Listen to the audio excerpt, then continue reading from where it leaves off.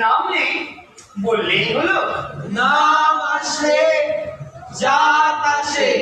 অনেক অনেক ধন্যবাদ যে আপনারা এই স্মারক সম্পর্কে আমাদের কথা শুনলেন।